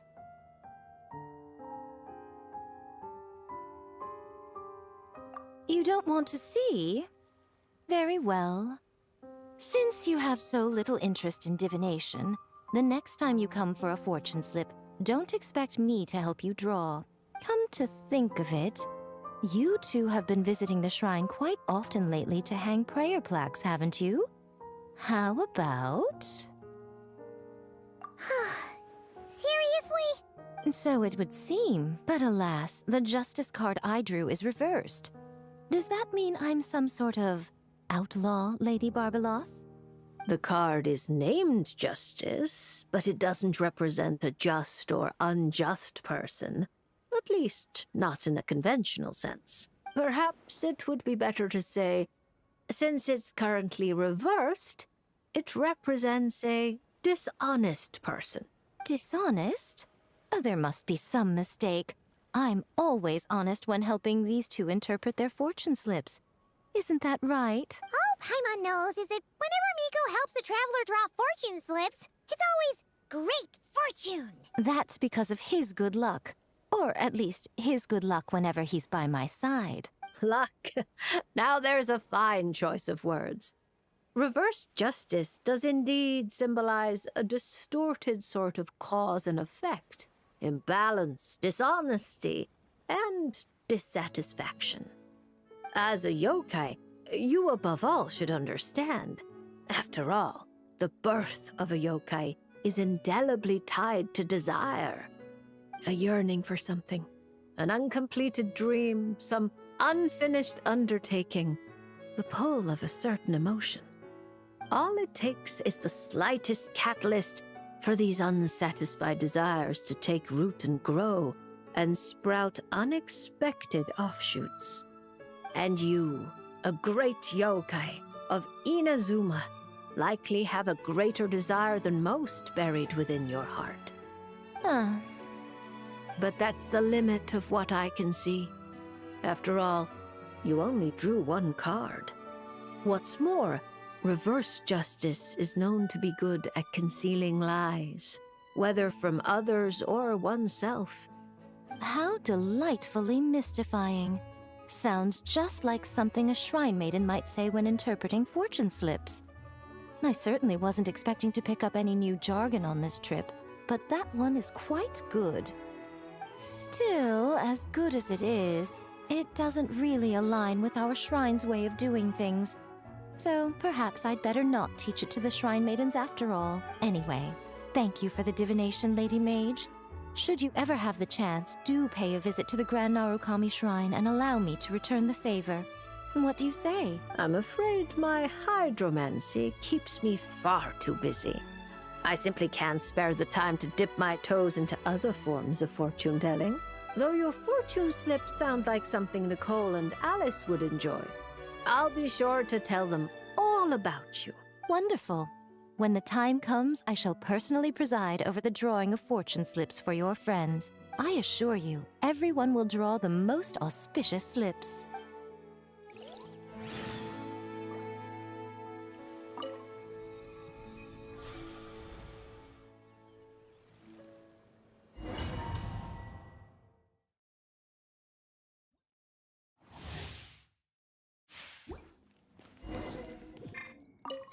Right here, right now, right here. My apologies. Yeah! Sakura swirl! Right now. Nothing lasts forever. Right here, right now, right here. Take flight!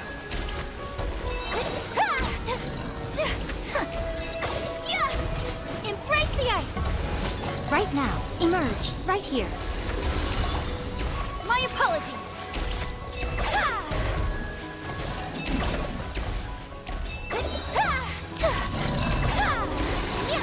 Emerge, right now, right here. Whirling snow! Sakura swirl! Emerge, right now. Emerge. I'm always watching. Right now. Emerge. Take flight.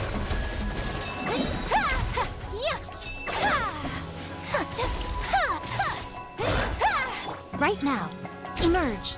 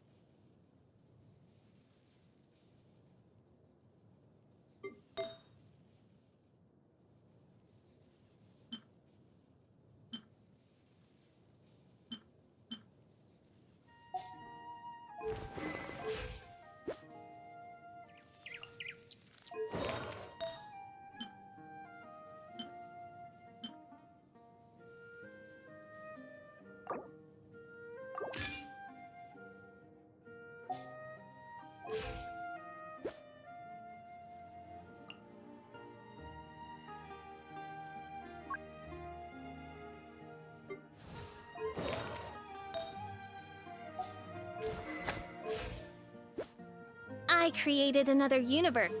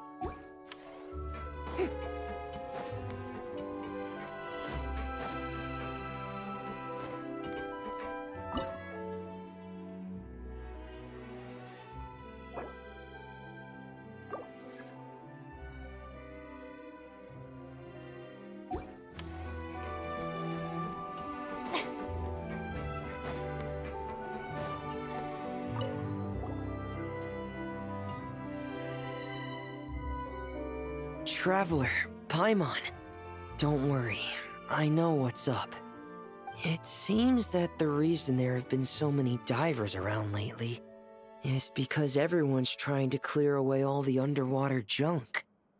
They're trying to get the environment back to normal as quickly as possible. If that's the case, I should really double down on my own efforts to help. If the underwater pollution gets any worse, the colors of the Rome Maritime flowers will fade. And that's not all.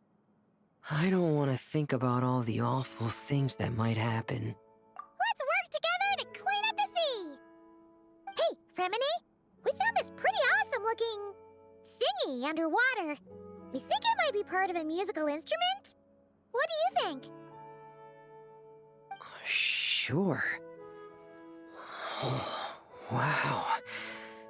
This is really intricate. I've studied a fair few mechanisms, but I've never seen anything this detailed or unique.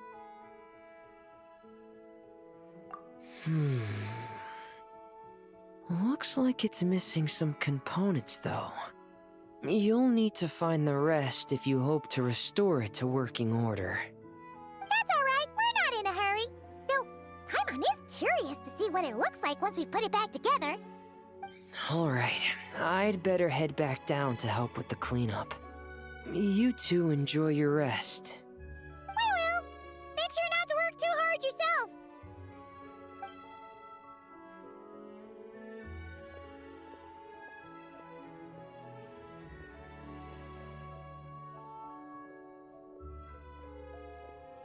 Huh?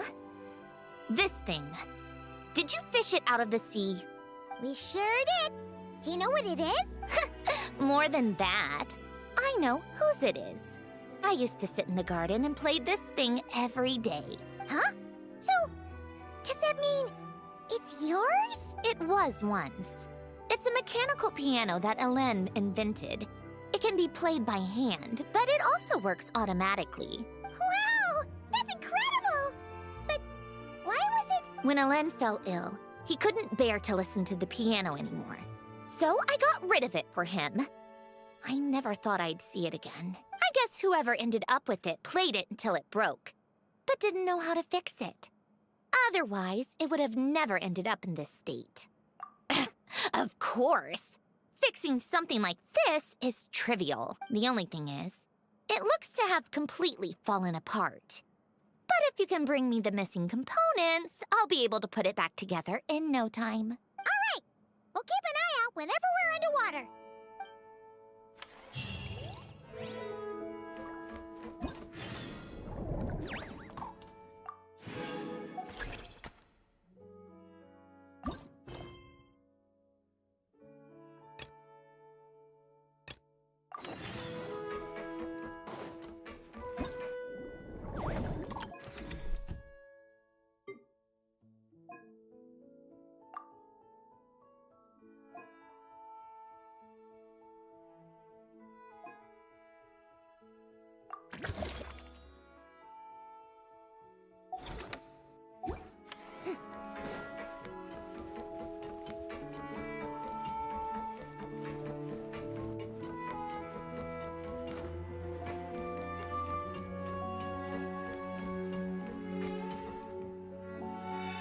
Huh?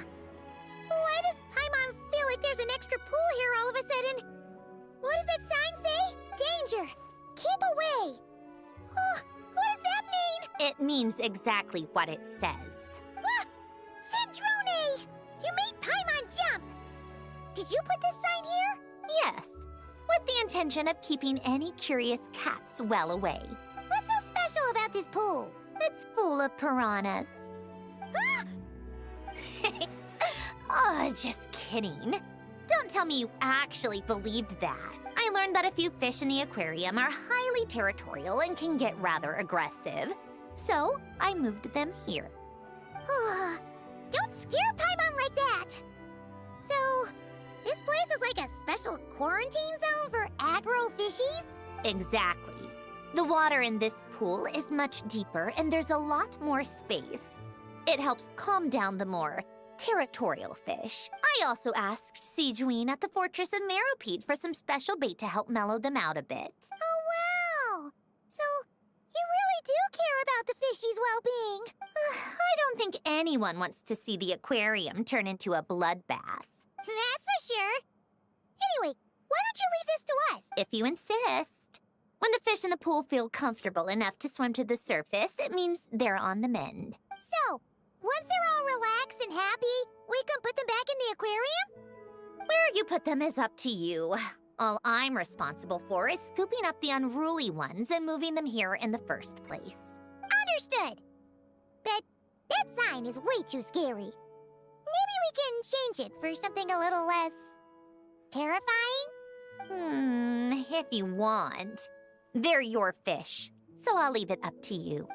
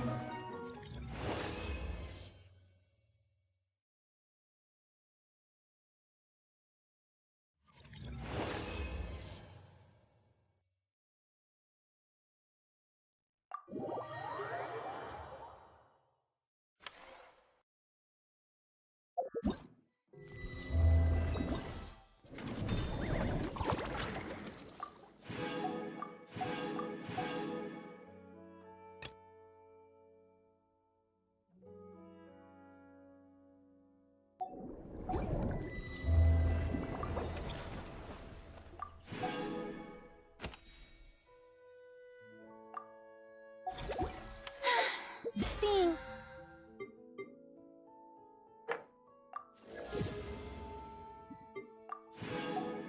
too popular can be such a hassle. Who knew the people would adore me so much?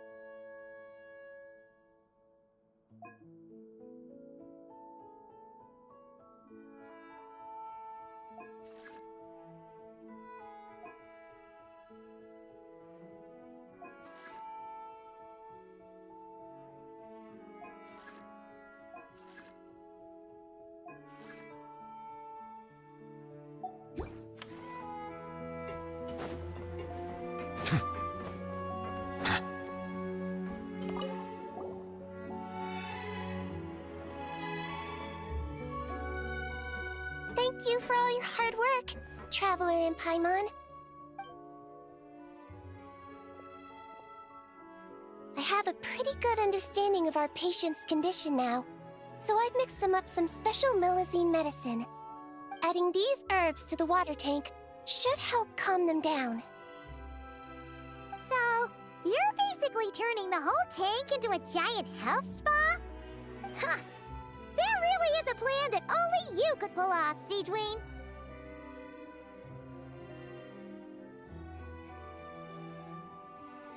You're spot on. I'll need to invite a whole variety of different fish here for physical examinations before I can determine exactly what's wrong.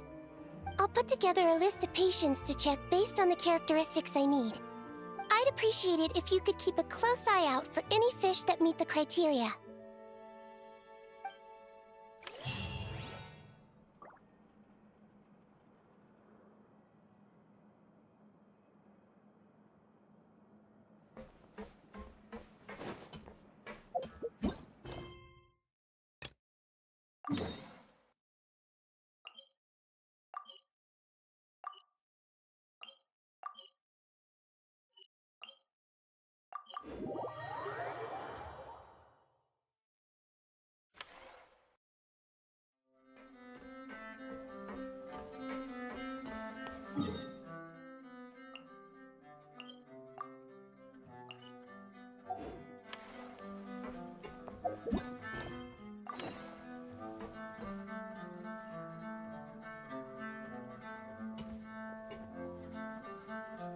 Remini? You look exhausted. You haven't been working yourself too hard, have you?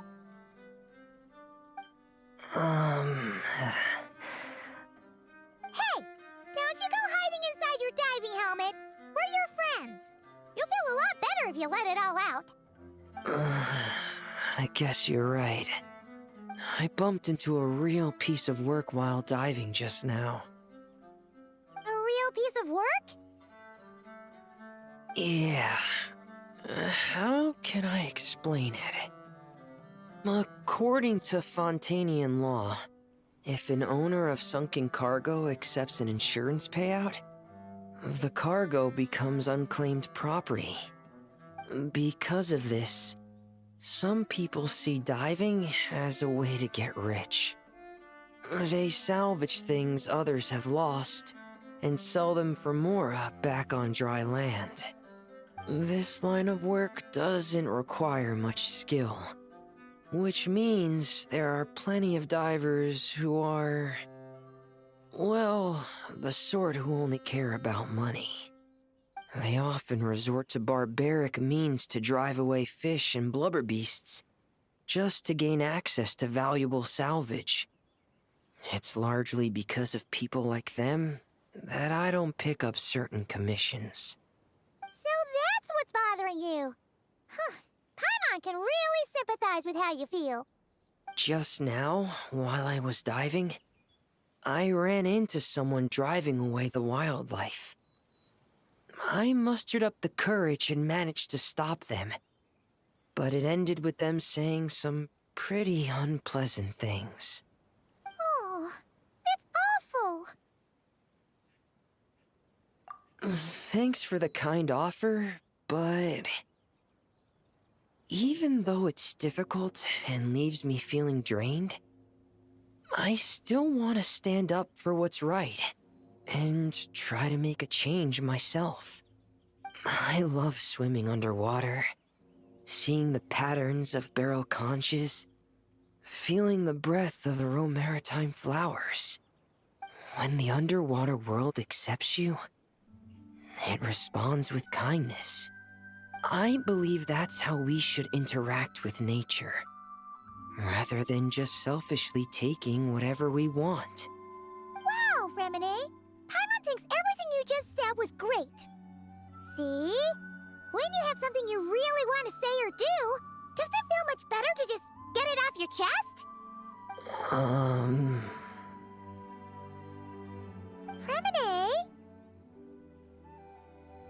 I'm sorry. I'm still a little bit shy. But don't worry. I'll keep working on it. Oh, I almost forgot. Here's the latest underwater survey data. Please take it. I'm sure you'll find it helpful.